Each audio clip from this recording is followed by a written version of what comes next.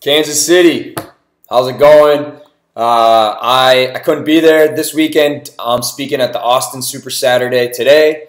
So I do hear, though, that Kansas City has the best barbecue. I think we got some pretty good barbecue here in Austin, but from what I've heard, Kansas City is the top.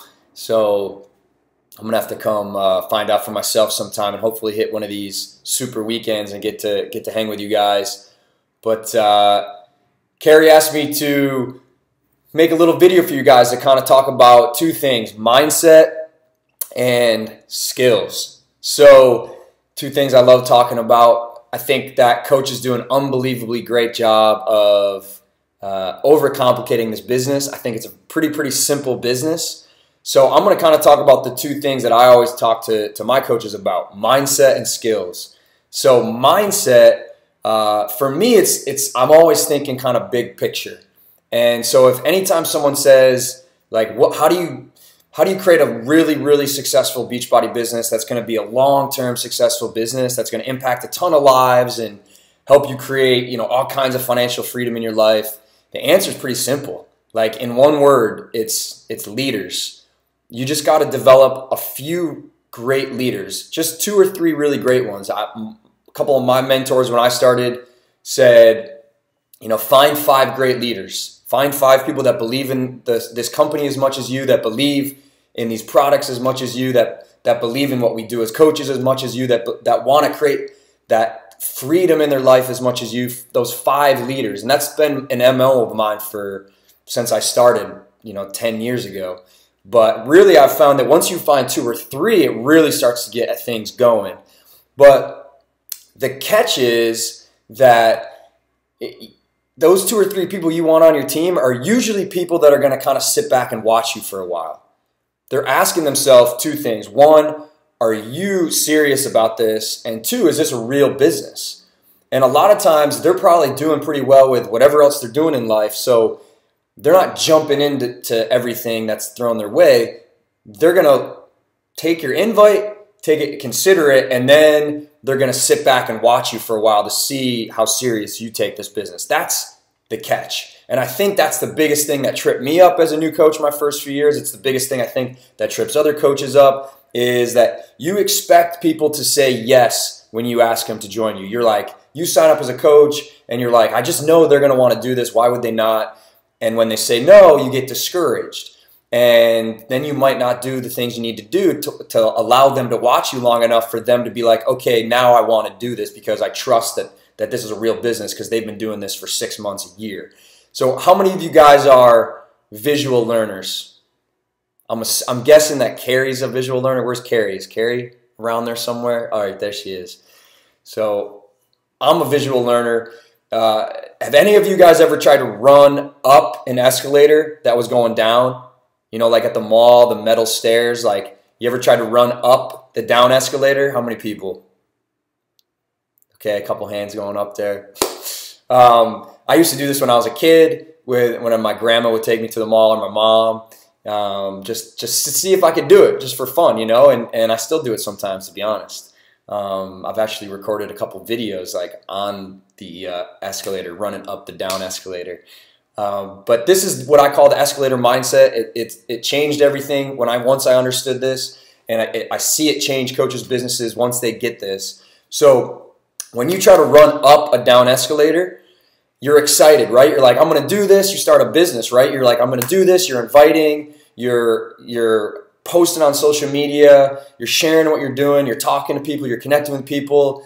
And then the people don't say yes as fast as you want because, like we said, they need to watch for a while. So you're running and you're kind of going up this escalator and you're running and you're full speed, and it's like, man, it doesn't feel like I'm moving as fast as I want. It's not, my business isn't growing as fast as I want because people need to watch, right? So what happens when you get discouraged and you take a break? What happens when you're on an escalator that's going down and you stop running up it? You go backwards. You go all the way back down. And that's what happens in this business. When you get discouraged because the yeses aren't coming as fast as you want and you take a break, all those people that you had planted seeds with, that had started to watch you and were getting closer and closer to finally saying, all right, I'm going to do this with you, they see you stop. And you lose all that credibility, you lose all that momentum, all those seeds you planted are kind of done. And that's what I did to myself over and over and over when I first started this business. For really the first 4 years of this business, I was stuck on an escalator, going up and down, up and down. How many of you guys feel like you've been on an escalator for a while? Getting excited after an event like this or something, and then you take a break because things aren't going as fast as you want, or life gets in the way, or whatever it is, and then you lose that credibility, that you lose the momentum, and then you got to get back on the escalator. How many of you guys feel like that? Yeah? Okay, like I know how it feels. Like I've been there.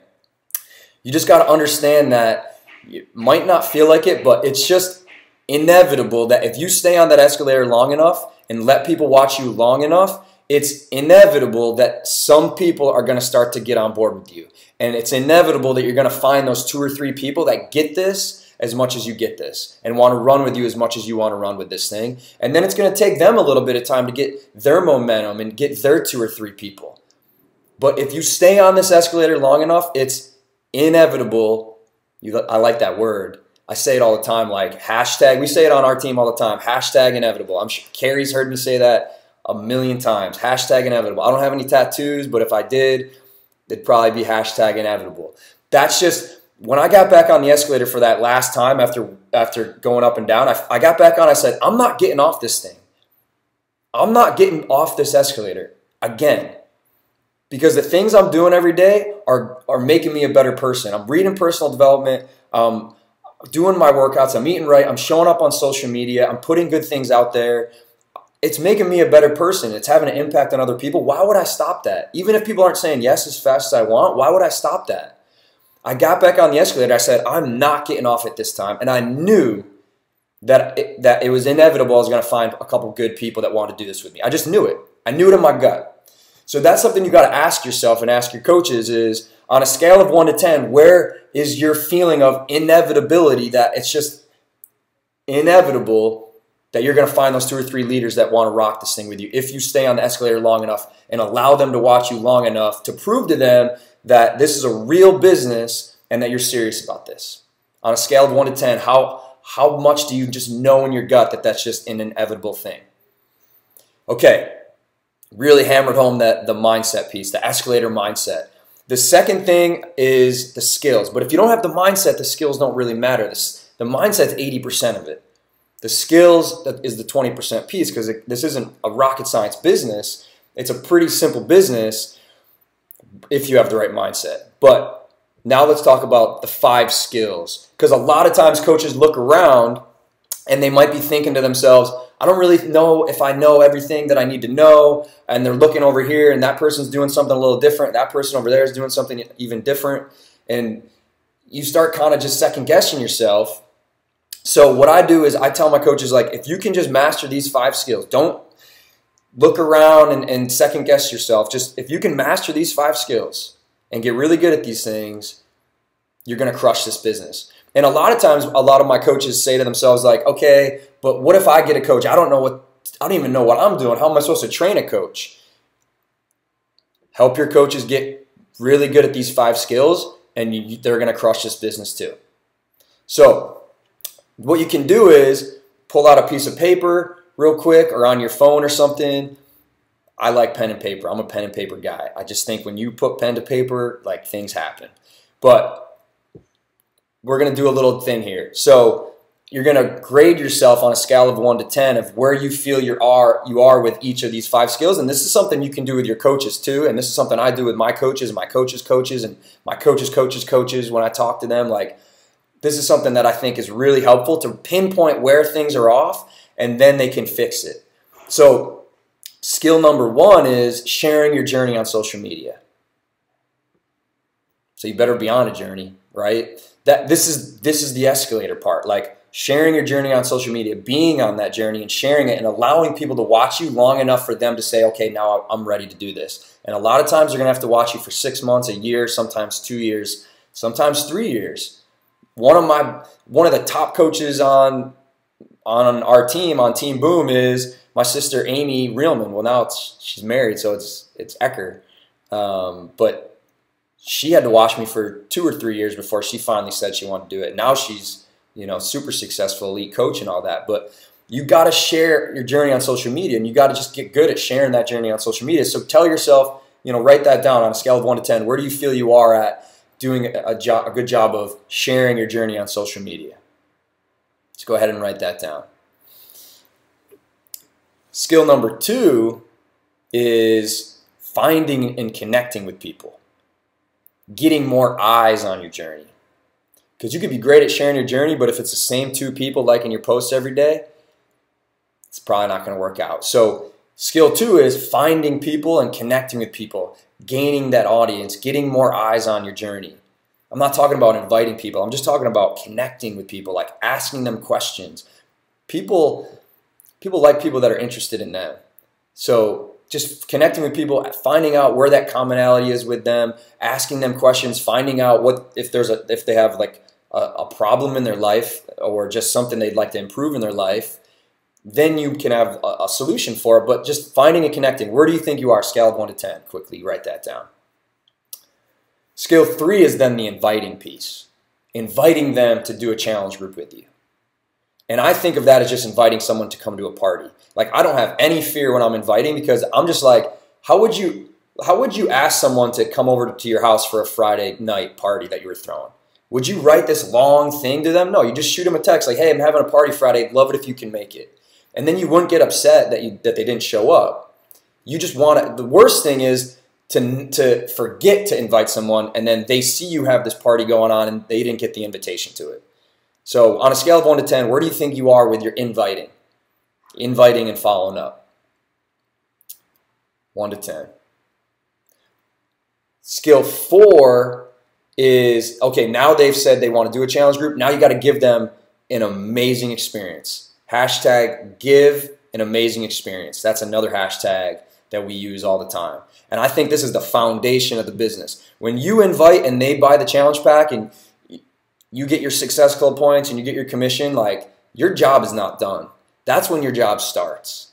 And so when you're inviting people and you're talking to people, they got to feel that you're not trying to sell something. You don't, like, who cares about 2 Success Club points or a little bit of commission from a challenge pack? That's not what you're out for. Like, when they buy the challenge pack, that's when you roll your sleeves up and you go to work and you make sure that they have an amazing experience. The better the experience they have, the more likely they're going to refer friends to you, the more likely they're going to want to become a coach. And if they become a coach, they're going to be an unbelievable coach because they're going to give the same experience to their people that you gave to them. So don't just get your Success Club points, throw them in a group, and then say good luck. Like, be in that group with them. Always be a challenger. Stay in challenger mode yourself. Be in there in the trenches with them, connecting with them, pushing with them, making sure they're having an amazing experience. They're connecting with other people, helping them find the best Shakeology recipe for them and the best texture that they love and they crave. Giving them that amazing experience. On a scale of 1 to 10, where do you think you are with that 4th skill? And then the 5th skill is then, it doesn't end with you just giving them an amazing experience. You got to create this ripple effect now, where now you're introducing them to the coaching opportunity. Those people that are having the amazing experience now get really good at introducing them to coaching. On a scale of 1 to 10, where do you think you're at? Because I know a lot of coaches that are great at those first 4 and then that they fall off on that 5th skill. And that's just something you got to develop. Once you get these 5 skills down, it's like a math equation. It just all comes out. But if you're missing one of them, something's off. The worst thing for you or for your coaches is for something to be off and you don't know what it is. When you have these 5 skills and you go through this rating 1 to 10 with your coaches, now you can pinpoint where you and your coaches are a little bit off. And then you know where you need to put in the work and improve, because you can always get better at these 5 skills. I know I can get way better at these 5 skills, but you at least want to get to at least a 7 or an 8 in all 5. Because if you're off, at a 4 in one of them, it kind of throws off the whole business. But this helps you pinpoint where you need to put in the work and then get to work on improving those skills. And if you have the escalator mindset, you're going to eventually develop these skills, because it's not rocket science. Like, trust me, if I can do this stuff, like, you guys are going to be able to crush this stuff too. Like, when my sisters saw me having success with this, they were like, if this guy can do it, like, we can crush this thing. And that's what happened. So I hope this helps, guys. I hope you guys develop this escalator mindset and really hone in on these 5 skills, not for yourself, just for yourself, but for your team too. So hope you guys have a great rest of your weekend. I'll see you guys at the top of the escalator. See you guys. Love you guys.